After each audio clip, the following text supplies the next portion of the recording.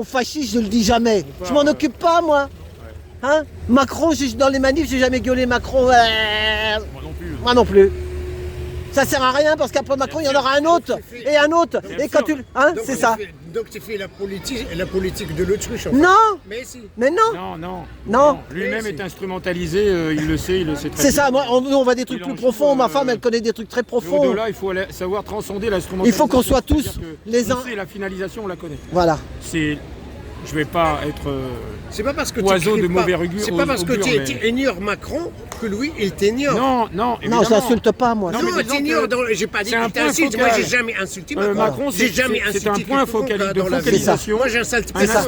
Mais de temps en temps, il faut dénoncer. Dis-toi, dénoncer les injustices. ils font de la magie. Ils sont trop forts pour énerver les gens. Ils énervent les gens. Là, qu'est-ce qu'on s'en est pris dans la gueule là au mois de début mai là, t'as vu un peu? C'est eschatologique. Les gens, voilà, et tu les entends parler après que de ça.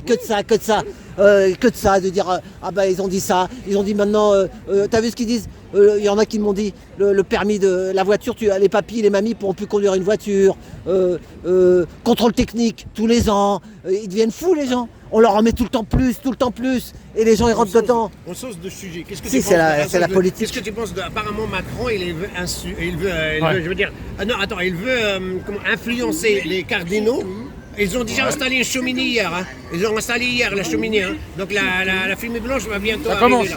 Ça commence. Donc apparemment ils veulent influencer les cardinaux pour avoir le prochain pape Macron compatible, LGBT compatible. C'est normal. C'est classique. LGBT compatible. Non mais les papes ont toujours été au service des rois. Hein. Même s'il y avait un principe de réciprocité. Mais il y a eu toujours un jeu, pas de dupe, mais un rapport de force, historiquement. Hein. Je ne parle pas de l'époque démocratique, bien avant les révolutions. Les papes et les rois ont toujours été en compétition, en termes de rapport de force.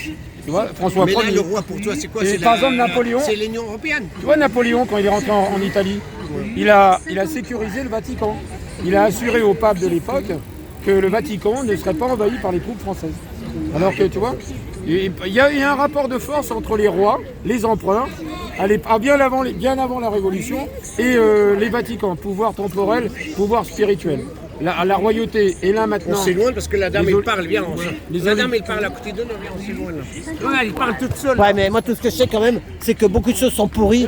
Quand je vois les mamans, qui pleurent parce qu'on leur a enlevé leurs enfants, excuse-moi, mais ça, c'est Non, mais écoute, t'as vu tout ce nombre de mamans qui pleurent. C'est normal que le pouvoir temporel essaye d'imposer à Moscou, tu vois, sous Staline. Bon, il y a eu une répression anticléricale sous Staline. Et ensuite, ils ont bien vu qu'il ne fallait pas éliminer totalement la religion. D'ailleurs, Staline, quand l'Allemagne est rentrée, elle était aux portes de Moscou, il a fait un appel à la religion, au patriotisme, aux valeurs ancestrales de la Russie et à la religion.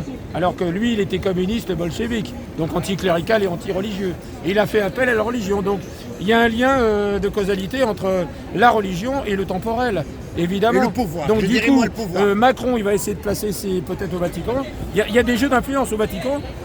C'est quand même un État dans l'État, le Vatican. Un État dans l'État mondial. Alors, ils sont quand même bien placés au cœur névralgique d'une eschatologie, il faut bien le dire. Il y a des sources secrètes au Vatican. Il y a des documents secrets qui n'ont pas été dévoilés au grand jour, voilà, c'est vrai, visiblement, et qui ne seront pas encore dévoilés. C'est un service de renseignement. Staline disait, le Vatican, combien de divisions? Mais Staline raisonnait en termes d'agents de renseignement, en fait. Combien de GPU? Combien de KVD? C'est ça qui... Tu vois, il raisonnait comme ça. Mais pourquoi ils appauvrissent les Français, hein? Pourquoi ils appauvrissent les Français comme ça?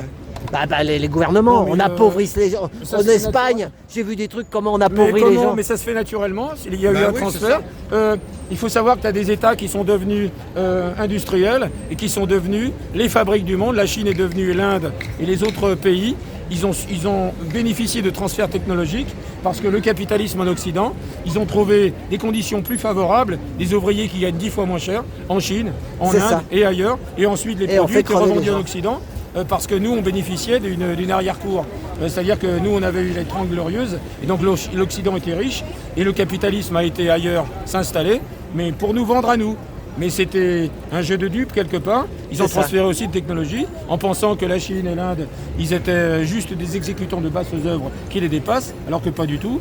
ils sont capables de recherche et d'innovation, ils le démontrent. T'as oublié et comme un élément de la l'histoire. Chine est une culture ancestrale au-dessus de nous. T'as oublié un élément et, de l'histoire, la colonisation. Là maintenant, ils vont nous dépasser. T'as oublié un élément Voilà. de l'histoire, la colonisation, parce que tu Oui, dis l'Occident est riche. Et le riche grâce à qui? Ah mais j'ai pas dit le contraire, il y a eu un oui. vol de l'Afrique.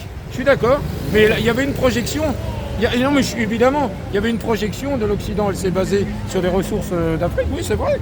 Il y a eu, Enfin, bon. évidemment. Pas qu'en Afrique, hein. Bah, je parle de l'Afrique continent globalement, sans distinguer Afrique Non, je ne viens noire pas en Afrique. d'Algérie. Non, non, je crois le qu'ils ont continent, colonisé ça. partout, même. Attends, il faut pas tout mettre sur ils l'Occident. n'étaient pas en Asie? Si, ils étaient en Asie. Oui, en Indochine. En Indochine, ouais. Oui, mais il ne faut pas tout mettre sur le dos de l'Occident non plus. À un moment donné, les peuples, quand ils sont en capacité de mettre en œuvre leur force nationale, eh ben c'est à eux de monter un mouvement de révolution et de libération nationale. Mais là, revenons au pape. Mais ces mouvements-là ont été supportés la par colonisation, les il a été fait grâce quand même avec la bénédiction de l'Église. Regarde, par exemple... certaines factions de l'Église. Il ne faut pas oublier que dans l'Église, tu as aussi la théologie de la libération.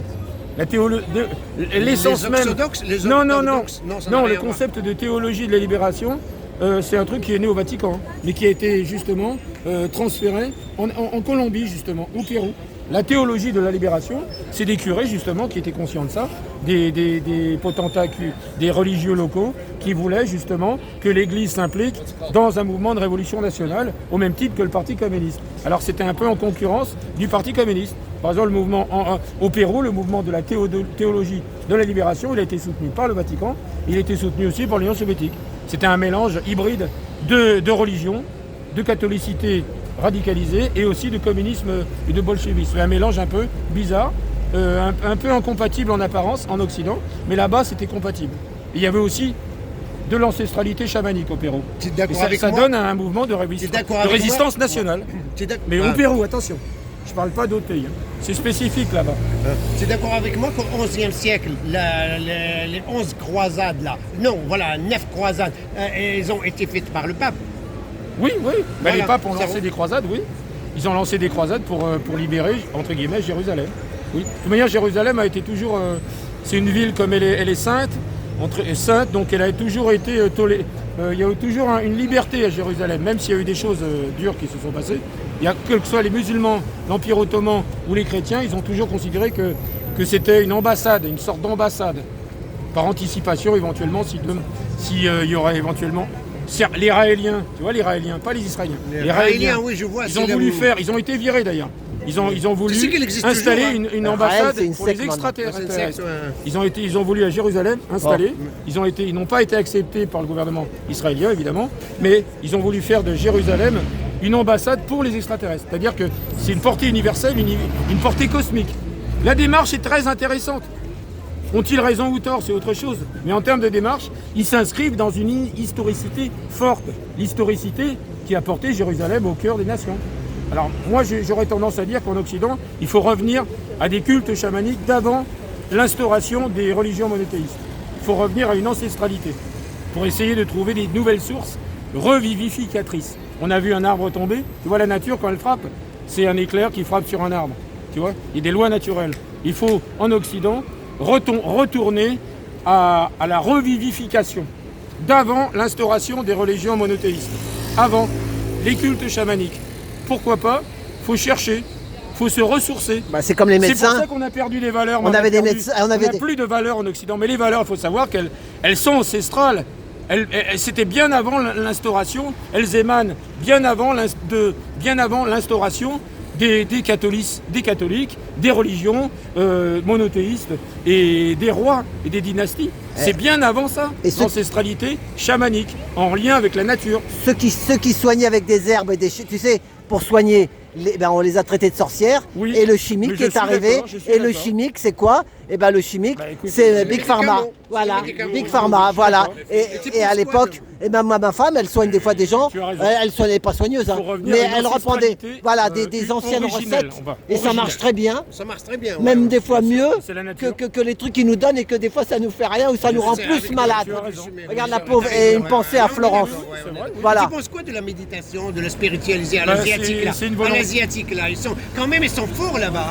Ils sont forts au niveau sacré, au niveau. Évidemment, mais eux, ils ont le culte des maîtres. Ils ont 1000 ans d'avance sur nous. Ils ont 1000 ans d'avance sur nous parce que eux, ils n'ont pas été brisés Parce qu'en Occident, on a été un peu brisé quelque part par les religions monothéistes. Même si j'ai rien contre les religions, c'est pas ça. Mais il y a eu une rupture. À un moment donné, ce lien avec la nature, ce lien charnel, ce lien énergétique avec la nature a été rompu, alors qu'en Chine, ils sont dans le continuum. Parce que la Chine, ils travaillent le temps long. Ils travaillent le temps long, ils n'ont pas de rupture véritable. Même l'instauration du Parti communiste, omniprésent, omniscient en Chine, n'a pas été une véritable rupture. Et là maintenant ça revient. Ils reviennent à cette ancestralité, parce qu'ils n'ont jamais eu véritablement de rupture. Alors que nous, on a eu une rupture révolutionnaire, qui était mal interprétée.